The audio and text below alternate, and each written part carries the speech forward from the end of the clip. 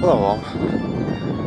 So today here in San Francisco we have partial cloudy skies, a little bit of fog, forecast to drizzle, but it never materialized. And my wind is coming up. So I'm just going to make lots of wind noise, so we're going to walk up here, set things up and block the wind. How's that sound?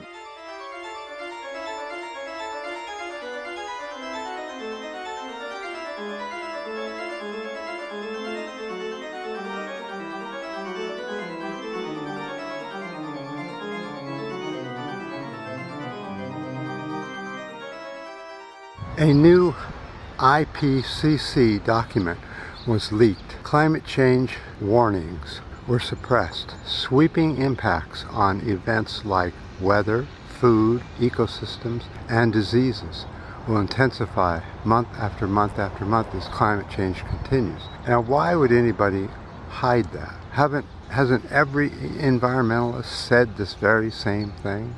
But the right wing are determined to hide it. They say, oh, we can make it.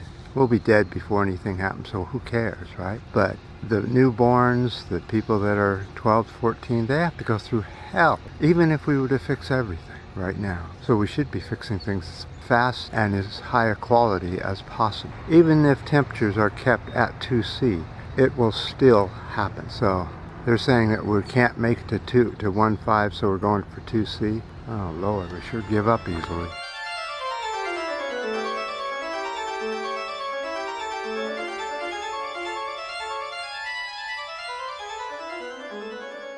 Their recommendations, wide changes to the world is needed to avert worst case scenario.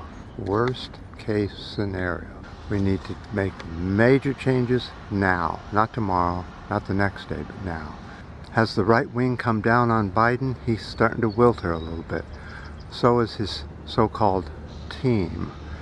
They just can't seem to all be at the same event at the same time. So this leaked report is so important. They're saying it reads like a 4,000-page indictment of humanity's survival.